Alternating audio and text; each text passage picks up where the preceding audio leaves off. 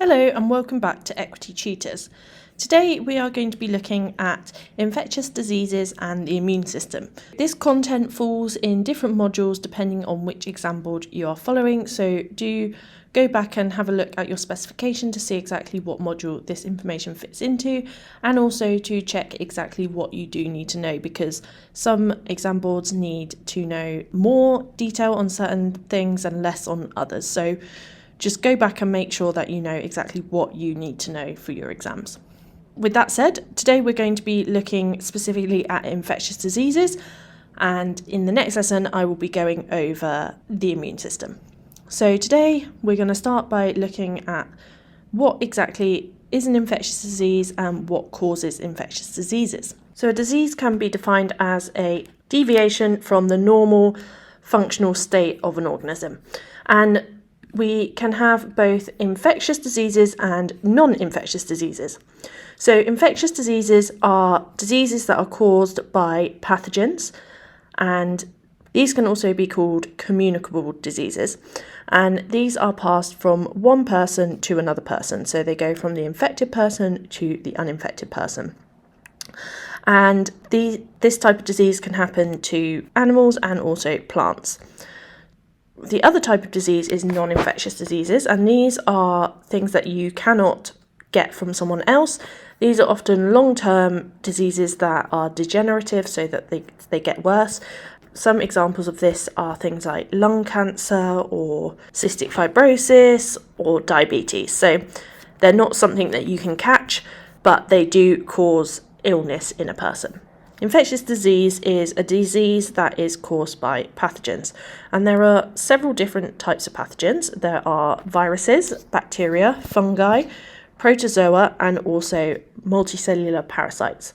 All these different organisms can cause disease in an animal or a plant. And we're now going to go over some specific examples of these different types of pathogens. And this is a part that you should go and have a look at your specifications, because different exam boards want you to know different examples here. So let's start off with bacteria. So a couple of diseases that are caused by bacteria are tuberculosis. So tuberculosis is caused by Mycobacterium tuberculosis or Mycobacterium bovis. And another type of bacterial pathogen is Bacterium Vibrio cholerae, and this causes cholera. This results in people having dysentery, and this can result in severe dehydration. Then if we move on to viruses, we have HIV, which is human immunodeficiency virus, which can then cause AIDS, which is acquired immunodeficiency syndrome, and this is a disease where the person's immune system is targeted by this virus, and this causes them to be prone to lots of other infections which can then be deadly. As I said earlier, it's not only animals and humans that are affected by disease, but also plants. So one type of virus that can affect plants is called tobacco mosaic virus, and this affects the tobacco plant. The next type of pathogen is fungi, and this can cause athlete's foot in humans and ringworm in cattle, and also something called black sigatoka in bananas. So these are all caused by different types of fungi, but you do not need to know the exact names of those fungi. You can also get stem rust fungus on cereal crops as well. The last group of pathogens I'm going to talk about are Protoctista, and for this you need to know about malaria. So malaria can be caused by several different types of protoctists. So it can be caused by Plasmodium falciparum, Plasmodium malariae, Plasmodium ovale, and also Plasmodium vivax. But the most common one that causes severe disease is Plasmodium falciparum. Another thing that is caused by Protoctista is potato and tomato late blight. So that's a disease that is found in plants that is caused by Protoctista. So now that we've covered a few different types of pathogens and the diseases that they cause, we're now going to go on and look at how these pathogens are passed between people, and we call this transmission. Okay, so let's get started with transmission of cholera. So cholera, as we said before, is caused by the bacterium Vibrio cholerae, and this is passed through water and can also be foodborne. So the bacterium lives in water, and this means that this disease is common where people do not have access to clean water and also proper hygiene concerning food preparation.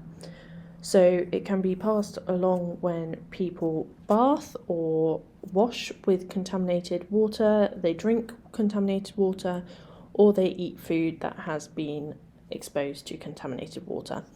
And people that are infected with cholera will have a large number of the bacteria in their feces, and then this feces can then go on and contaminate the water supply. Or if infected people handle food or cooking utensils when they have not properly washed their hands, then the bacteria can also be transmitted this way to uninfected people. Okay, now the next one I'm going to go over is tuberculosis. People with active tuberculosis will be coughing or sneezing a lot, and that means that the Mycobacterium tuberculosis can enter the air in small droplets of liquid that come out when you cough or sneeze. And when an uninfected person breathes in these droplets, they can become infected with tuberculosis. And this happens obviously more often when people are in more crowded conditions because people are closer together. As I said before, the other way of getting tuberculosis is through Mycobacterium bovis, and this actually affects cattle, but it can be spread to humans through contaminated meat or through unpasteurized milk. And the good thing to know about tuberculosis is now it's actually very rare in most developed countries, as there are easy ways to prevent infection, such as good sanitation and good hygiene practices, but it can still be a big issue in places where there's overcrowding and a lack of proper hygiene. The next one I'm going to talk about is HIV, and HIV is unable to survive outside of the human body because it's a virus. And if you don't remember about viruses, go back and listen to Amelia's previous lesson on viruses. So viruses are not living, they have to infect a cell in order to survive. They cannot survive outside of the body. So the way that HIV is passed between people is through direct exchange of bodily fluids between people. So this can be transmitted via sexual intercourse, blood donation, mother to child through the placenta or during childbirth, also through breast milk from the mother to child, and also by sharing of needles when people are intravenous drug users. Finally, I'm going to talk about malaria. So malaria is a bit more complicated because the protoctists that cause malaria are actually transmitted to humans by an insect vector. And a vector is an organism that doesn't cause the disease itself, but it spreads the disease by passing the pathogen from one host organism to another. So a vector doesn't cause the disease, but the pathogen uses to get to the host. So in the case of malaria, the vector is the female Anopheles mosquito, and these mosquitoes feed on human blood.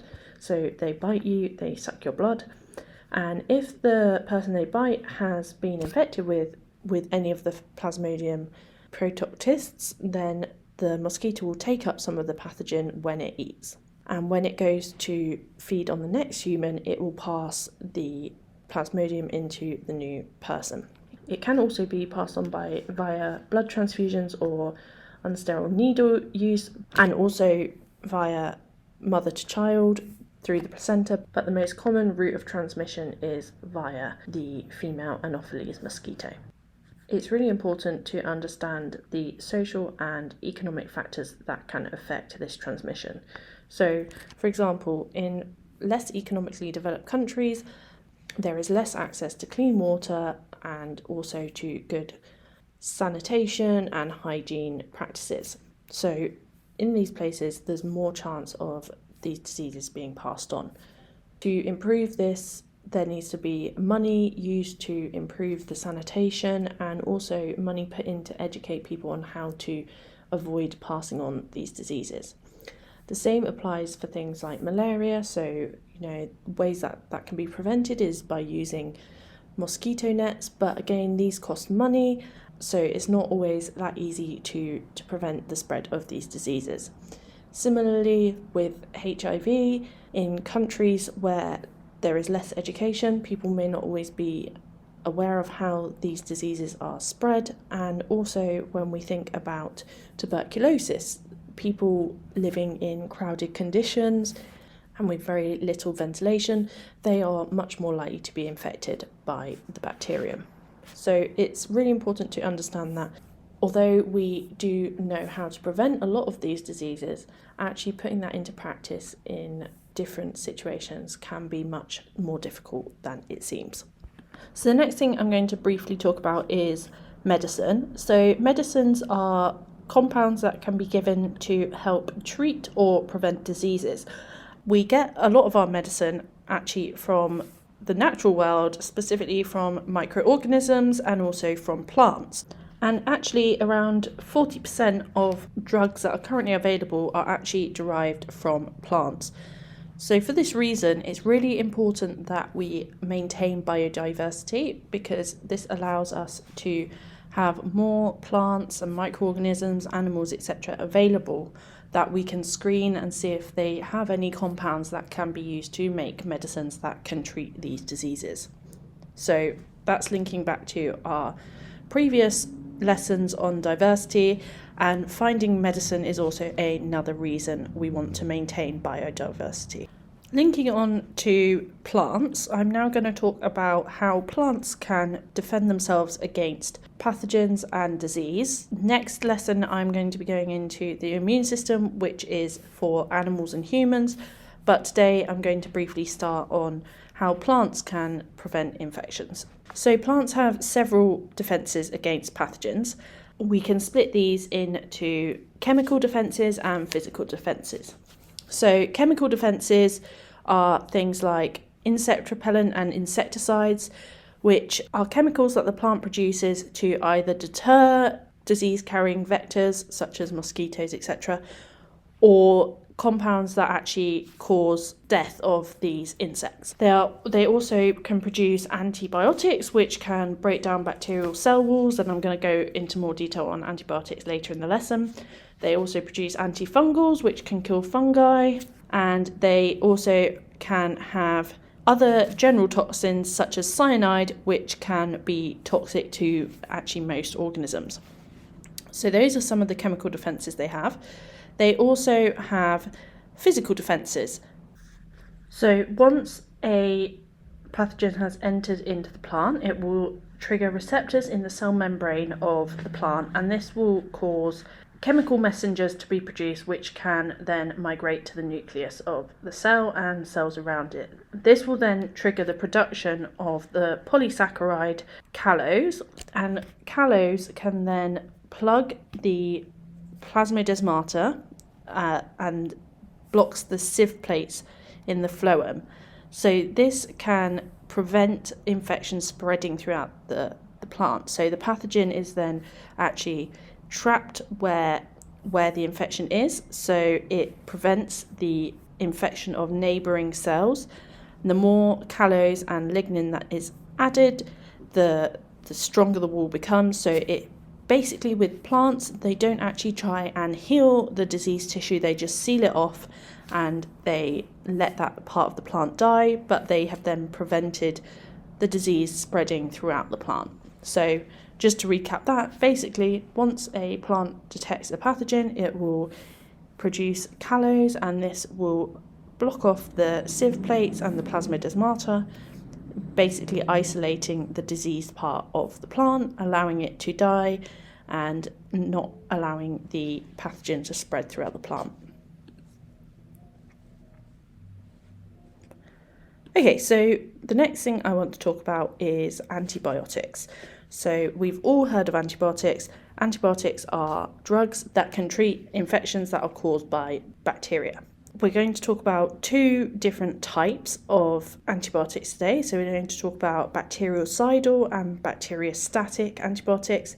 And before we go into this, I would really recommend you making sure you understand the structure of bacteria from the previous modules. So just go back and watch those videos and make sure you understand the structure of bacteria, because that's really important to understand how antibiotics actually work. So if we start with bactericidal antibiotics, bactericidal means that these antibiotics actually kill the bacteria, whereas bacteriostatic antibiotics cause the bacteria to remain static in its growth, so it doesn't die but it doesn't grow anymore. There are two examples of this. So for bactericidal, we can think about penicillin, which I'm going to go into more detail in a minute, and also for bacteriostatic we can think of tetracycline, and again I will go into a bit more detail on that in a minute. So antibiotics can work in a few different ways. So they can target the synthesis of the bacterial cell wall or the activity of proteins in the cell surface membrane. So generally that's just affecting the cell wall and the membrane. They can also affect bacterial enzyme action, they can block bacterial DNA synthesis, and they can also inhibit protein synthesis. So if we first look at penicillin, so as we know from the previous lesson, bacterial cell walls are composed of peptidoglycans, and these are held together by cross-links that form between the peptide and sugar molecules. So when a new bacterial cell is growing, it produces enzymes that are called autolysins that create little holes in the cell wall, which allows the cell wall to stretch, and then new peptidoglycan molecules fill up these spaces, and this allows the bacterial cell to grow. What penicillin does is it actually stops these cross-links forming by inhibiting the enzyme that actually allows the formation of this bond. What happens here is the autolysin will keep making the holes in the bacterial cell wall, however there will be no enzyme there to help make new links between the peptidoglycans. So basically over time the cell wall just gets weaker and weaker as more holes are put in it. And because bacteria live in aqueous environments, more and more water will be taken up by the bacteria via osmosis. And because their cell wall is now weak, it will actually end up bursting in the end as the pressure becomes too much. So for this reason, penicillin is only actually effective against bacteria that are still growing, because if they're not growing, then they don't need to undergo this process. So this only works in active infections where the bacteria are currently growing. So whilst we're on the subject of penicillin, I'm going to briefly go over how penicillin was first discovered. So penicillin was the first antibiotic to be discovered, and it was discovered in 1928 at St Mary's Hospital in London by Alexander Fleming. And the way that it was discovered was actually by accident. So what Alexander Fleming realised was that when he found mould growing on a petri dish of Staphylococcus bacteria, he noticed that the mould seemed to prevent the growth of bacteria around it.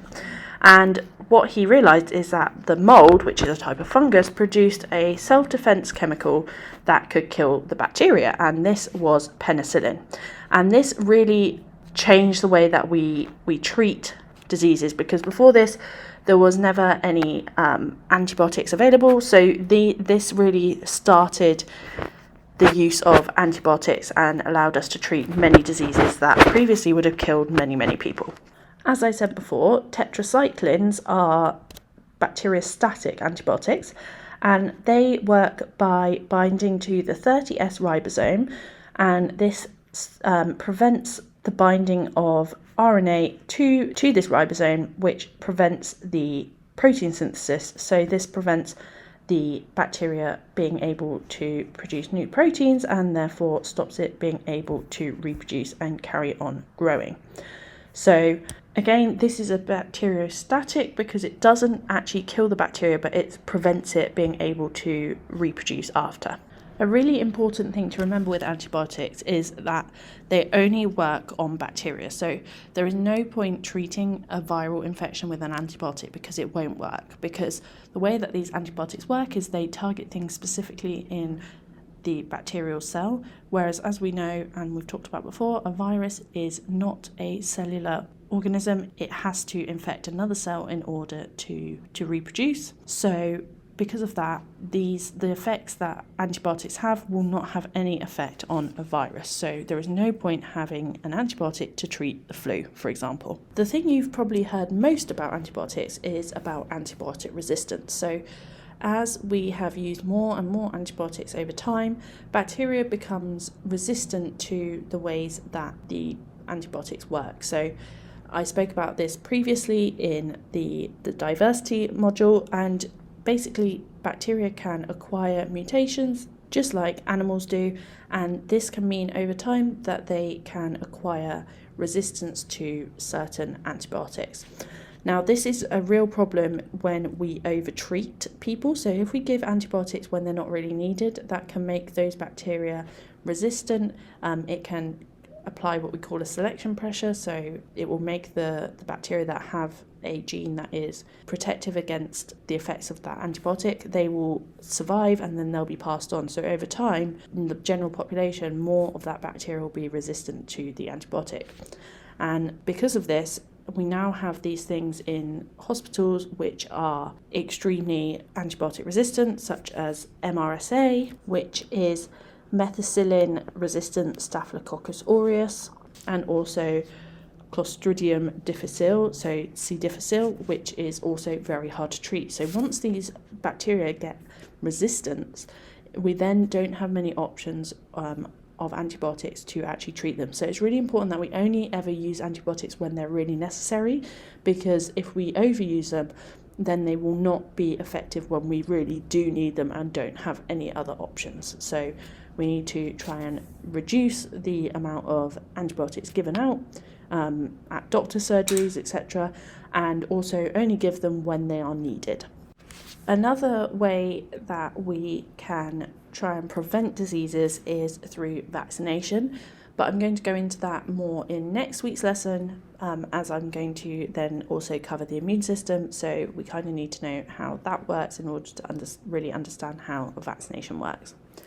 So the last thing I'm going to talk about today is only for Edexcel B, so if you're not using this exam board, then feel free to finish this lesson here. But what I'm going to talk about now is microbial techniques.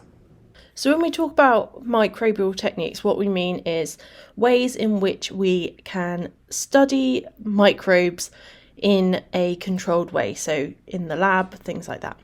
So first of all, we're going to talk about why are aseptic techniques important when we culture microorganisms. So aseptic technique is basically doing everything very cleanly, and it's very important when we culture microorganisms because we don't want to contaminate our samples with pathogens that we haven't introduced ourselves. So we don't want our bacteria to be infected by a different bacteria or by a fungus. Otherwise, our results will not be reliable or repeatable. So it's very important to keep aseptic techniques.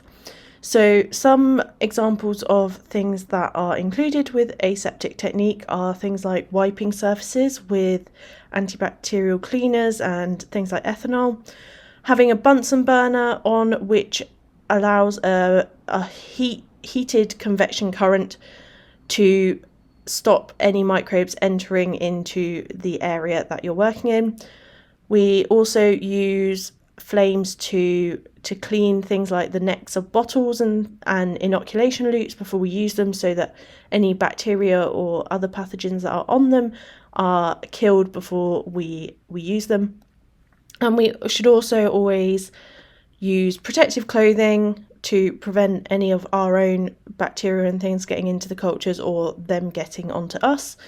We also should minimise the time that any bacterial cultures are open, and we should also use an autoclave, which is something that heats up extremely hot, to sterilise all the equipment that we use when we are culturing. So one of the common things that we use when we're studying bacteria is agar plates, and agar plates are basically jelly plates that we can grow bacteria on. And the basic way that we do this is we would transfer bacteria to the agar plate using an inoculation loop, and then we invert that plate and we incubate it overnight, and then the following day we will have bacteria on there that we have inoculated on there. So there are two different ways that we can plate bacteria. We can spread a plate, which is where we put a bulk amount of bacteria on and then we distribute it equally over the plate with a sterile spreader, or we can also streak a plate. And when we do this, the idea is to obtain single colonies. So you run an inoculation loop over it in lines and you serially dilute the bacteria so that you hopefully can get some single colonies. So next I'm going to just talk about what we grow bacteria in. So we grow them in nutrient medium, and this is basically something that contains all the things necessary for bacteria to grow. So it often has nitrogen, carbon and minerals, and then it's often got other additional proteins in that help the bacteria grow. And this can either be liquid or solid. You can also have selective medium, so these are more specialized and these will only allow certain microorganisms to grow in them. And we can also add in things like antibiotics to prevent different microorganisms growing in the cultures that we don't want. So the final thing I'm going to talk about today is the phases of bacterial growth. So bacteria grows in 4 phases. Starts off with the lag phase, then the log phase, the stationary phase, and then the death phase.